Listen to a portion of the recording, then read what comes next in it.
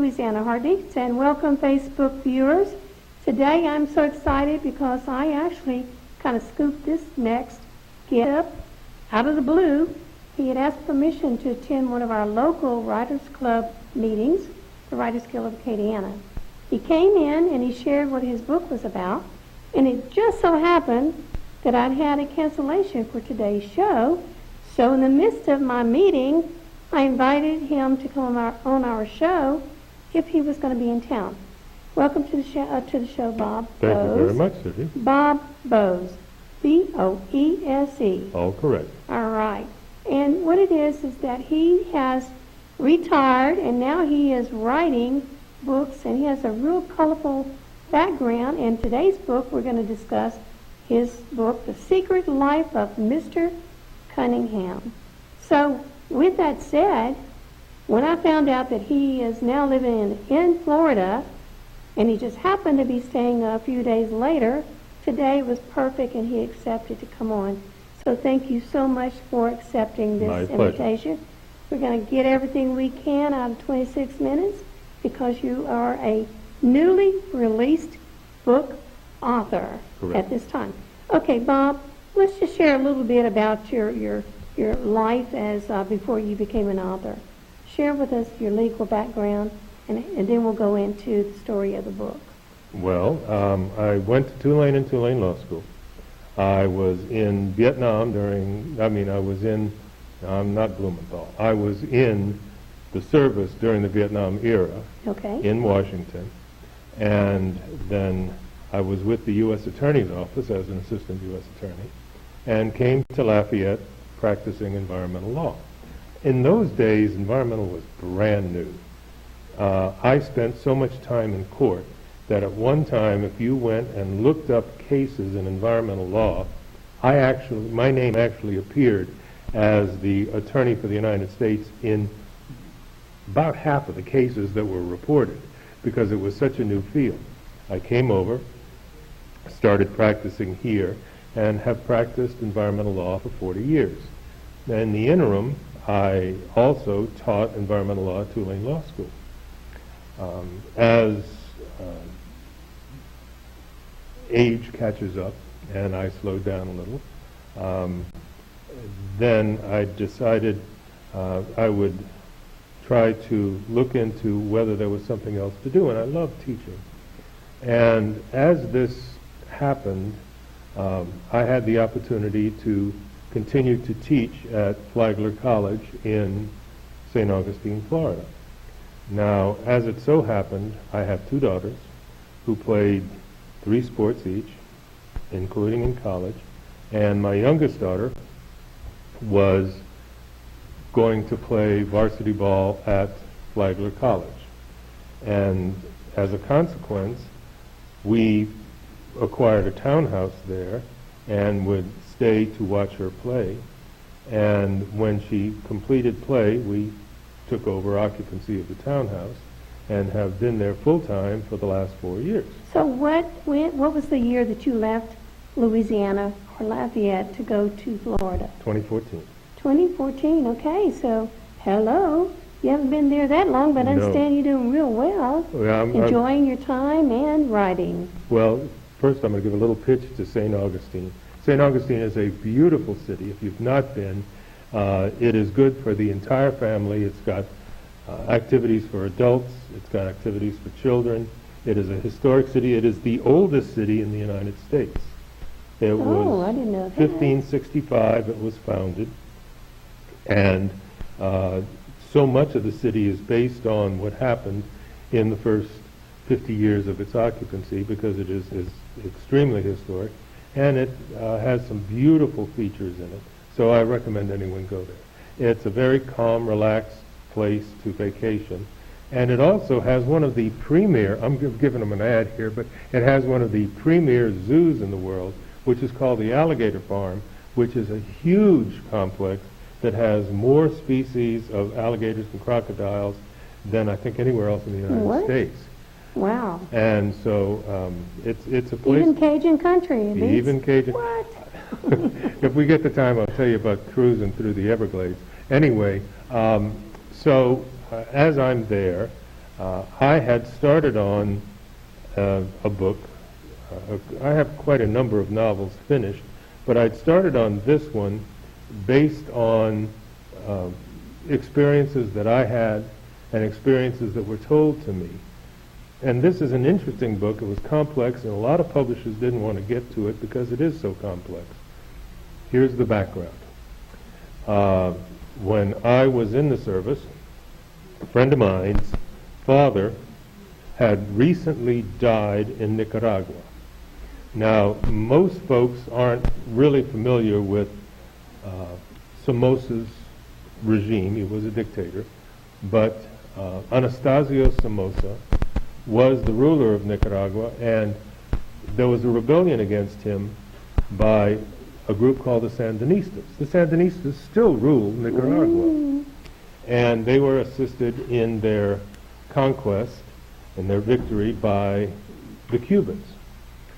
Well, as I am back in New Orleans, still in the service, but living in New Orleans,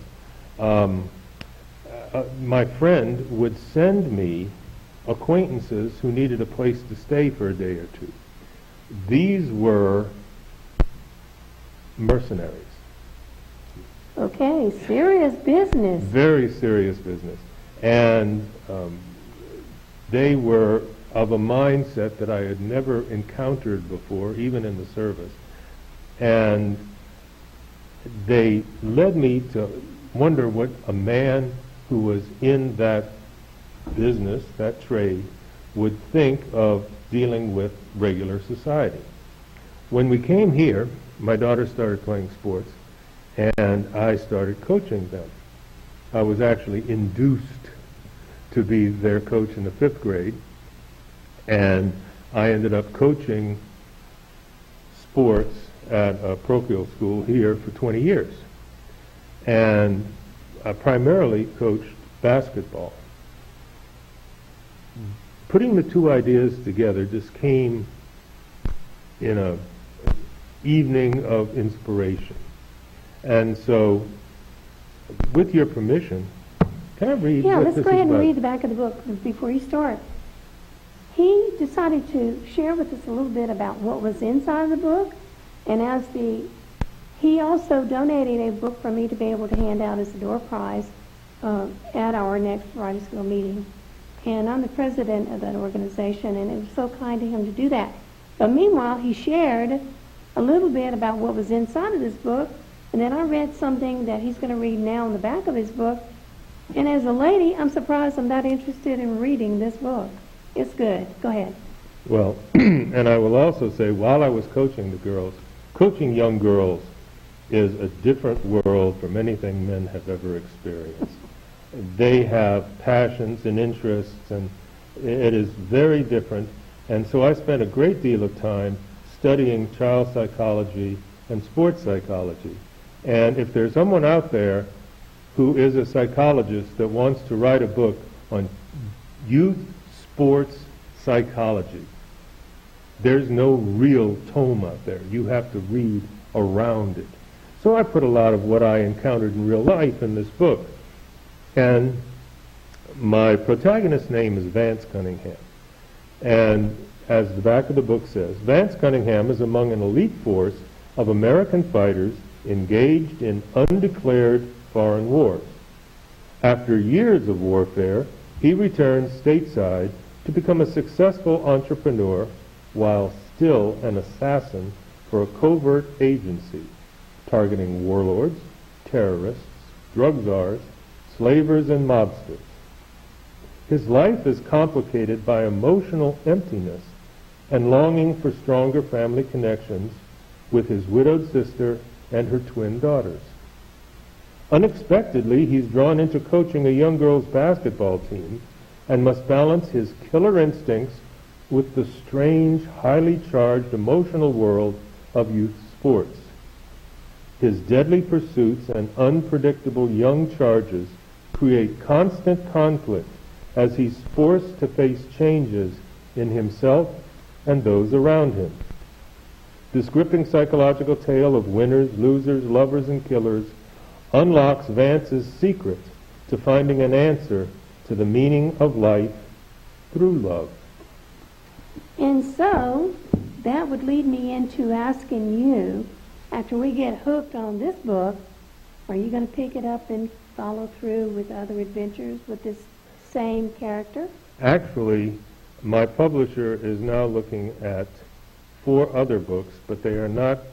She wants me to take one of the characters in this book and continue on, which I am. Are you considering I'm that? seriously considering it. I am seriously Well, that's a considering it. plus. You have had, okay, let's talk a little bit about when did you start writing this book?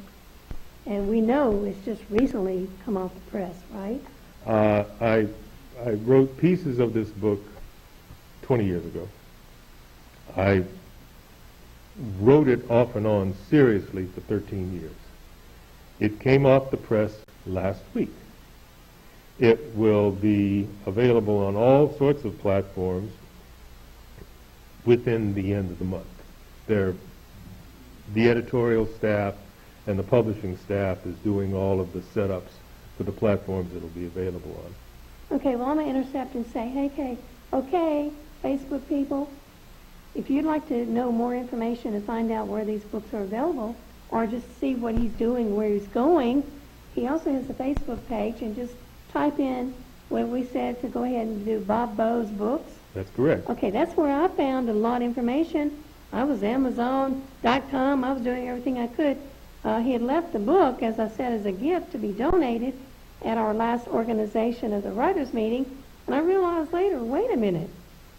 He had the book that I should have kept so that I could have gotten more information. So I started digging, trying to find out. Then I remembered what he had said, so I thought, perfect. You'll just read the back of the book, and we'll let you know what's going on.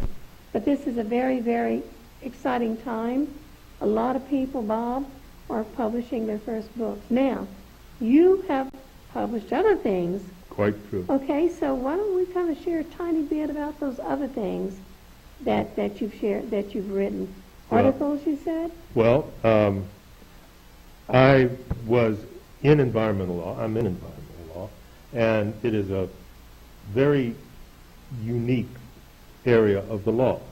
And as a consequence, I did lots of seminars, lots of presentations, and lots of teaching, and during the course of that time wrote 61 different articles on environmental law.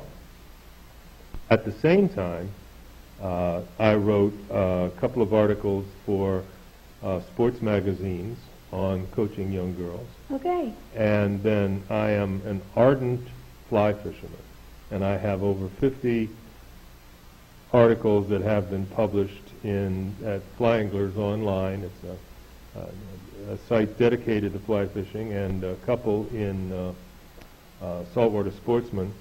And so I was constantly writing. And when I said I would pick this up and put this down, I'd pick this up, write some, and then go write something else. In the meantime, I actually have written 10 novels. Now, a novelist will tell you, you don't learn to write a novel until your 4th one. If you're absolutely fantastically lucky, it may come earlier than that. But the first 3 novels I wrote, I just throw away. They did not have the quality that I was satisfied with. Then I said, well, let's try to find something I knew, and hence The Secret Life of Mr. Cunningham. Then I said, let's find something else I know. So the novels that are currently being reviewed by the publisher, 3 of them involve a young woman who does environmental investigations, except they're all murder mysteries. So her investigations are incredibly dangerous. And then just for wanting to pick up some autobiographical pieces, I wrote a mystery involving an international plot against the United States, and a young Coast Guardsman finds himself involved in resolving the problems that arise. So it all boils down to what you're comfortable with, what you've done. There are some authors that can take something they have never touched, never heard of, and write a beautiful book. I can't do that. Anything I write, I'm involved in. Well, it's because you understand. I love books like that. It's kind of like educating the person. You're dealing with facts even though you're creating a fiction story. But a lot of times, for example, I'm going to use historical fiction. We have an author Right. in our membership, and he makes sure all of his facts are true, but it's called historical fiction. How is your book classified? Just fiction? This is literature. Literature, period. Okay, Literature. that's good. That's good. The reason I asked that is, okay, Deanna, any of you that have a great story to tell, and you may want to write it down or you may just want to share it sometime, this is the platform that you're welcome to come on the show and let's share your dreams. Lots of times people will be inspired by other people's stories and realize, isn't it amazing? We retire from earning a living, and then we still have an outlet, most of us, as a passion, as a hobby, whatever. Now for you, being a lawyer, right, in these environmental, and that had to do a lot with, I'm sure, the oil field days also, my way back there. I can only imagine the cases and the interesting people that you ran into. Well, So it sounds like you do not have trouble creating your own characters for your stories. no, and what I have found is my stories actually seem to anticipate stuff that has gone on from environmental. I've had a couple of them that as I finish the story, I pick up the newspaper and I say, oh, look, it just happened. You had already written, kind of And so coincidentally. usually art follows life, sometimes life follows art. But I like that. Say that again. usually art follows life, but sometimes life follows art. Love it. Is that your original saying? Yes. Need to write that down somewhere. If you take a look at kids, what I've got here is a little blip from the book, but most people don't really understand why children play sports. In this book, Vance's sister Barbara was a renowned athlete, but she did it because she loved the sport and she loved the team and she loved being on the team. Her daughters aren't as committed, and it really bothers her. And so she gets Vance to talk to her. And if you don't mind, let me read Go a little ahead, bit read of this. fine. Vance didn't mind listening, but he didn't like answering questions. Barbara usually asked hard questions for which she'd already decided the right answer. He took a big swig of scotch, and Barbara wanted confirmation, but this time she asked the wrong question. Every year since he had become Vance's financial officer, Marty Lewis insisted they do market research on children's buying habits. The report occupied a large binder, and to Vance's critical eye was usually a mass of pretentious gobbledygook wrapped around a few pieces of critical data. But that data was one of the principal tools for his business's purchasing and marketing decisions. The authors of each report felt obligated to provide a psychological breakdown on young athletes. It rarely changed. Vance figured it was to fill pages, but he knew it practically by heart.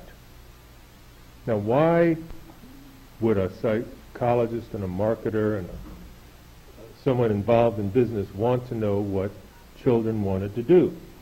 Well, first, he tried to keep his tone casual.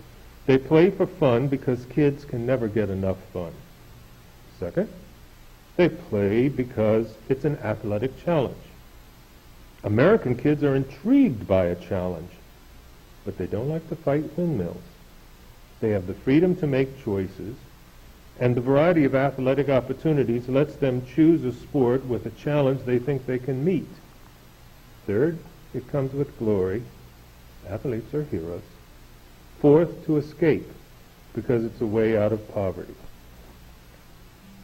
Barbara said, I don't understand. He said, I'm no expert, but I could be wrong. But if he was, Marty had wasted a lot of money. Okay. You know, I can relate to why children join sports because I was also a coach. I coached everything but football. And out of desperation, I almost had to fill in one time. And I can tell you, there were many times I could see why the parents, for the right and the wrong reasons, had their kids in the sports. But it was amazing, and I want to share this because it is important. And when you brought out, I need to write all that down because it's great, the facts that you just shared in your book, because I can relate to all of what you just said.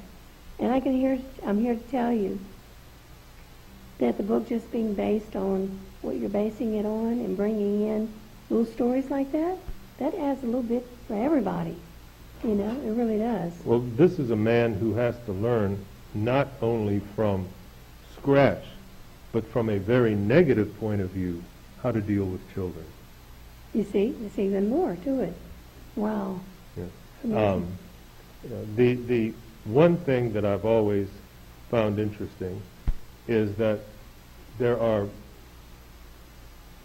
situations in which life or death is the measure. He faces that quite frequently. And there are situations in which people emotionally believe it is life and death. One of these is how your child is being treated on a team. And parents don't truly appreciate that a coach is most often trying to do the best for the team and for the child. And sometimes a child not being a starter, every parent birthed a starter, as far as they're concerned. Okay? That's right. But because a child is not necessarily a starter, doesn't mean he's trying to demean the player. What it means is it may be best for the team and best for the player. If the player can't keep up, it may affect her, and I talk about that. Okay, we're going to have to speed up a tiny bit. I want to bring to the attention of everyone who's watching by Facebook that this is the book that is now available on Amazon.com. And this was a book signing where? This was at the Florida Heritage Book Festival in St. Augustine. Okay. And the book is currently available on Amazon. That's it. Now remember, it only came out last week. That's right. So I want to go ahead and add that because I want to get in as much as I can. We have maybe 2 minutes left in the show. And if you would like more information about where Bob is and his books are going to be, then you can always send an email or a message to Facebook and he'll let you know where the next signing is. Do you know where that's at? When it's going to be? Right now, the next signing will be November the 10th in Daytona, Florida. But I'm trying to get another signing here in the Lafayette area over the Christmas Well, I holidays. definitely want you to keep us up to date on that. And the reason I want to remind people, this guest is now living in Florida. So if you are interested in anything, where he's at, what he's doing, then you can reach him by Facebook. I answer Facebook comments almost instantly. That is wonderful. I love AOC. We'll also be having it and airing it, and I'll be sharing it as much as I can. And to remind you that the name of this book is The Secret Life of Mr. Cunningham. And what was the main reason for writing this book? Why did you write this book? I wrote it mainly to help people understand how children think when they're playing sports. And I love that angle. And so anyway, Katie Anna, I want to thank you for tuning in. Facebook, be sure to remember that you can share this on Facebook because it will be also put on YouTube. It will also be constantly being put on Facebook when he has an update signing. And in the future, when you come back and you're visiting, and maybe we can do an update on where you've been, what you're doing, and what you want to do. That would be I want great. to thank you again for coming in on the show, Bob. Please look for me at Bob Boese Books on Facebook. There you go. That's perfect timing. And as the rolling credits are coming down, Katie Anna, this is a platform with the Katie Anna Open Channel. It's a multimedia station, and we share people's dreams, visions, and we would like for you to tune in or even participate. If you have a story you'd like to tell, we'd love to share it. If you have a new business, we'd love to say maybe you want to tell Katie Anna how that business came forward. We are proud of our authors, musicians, and more.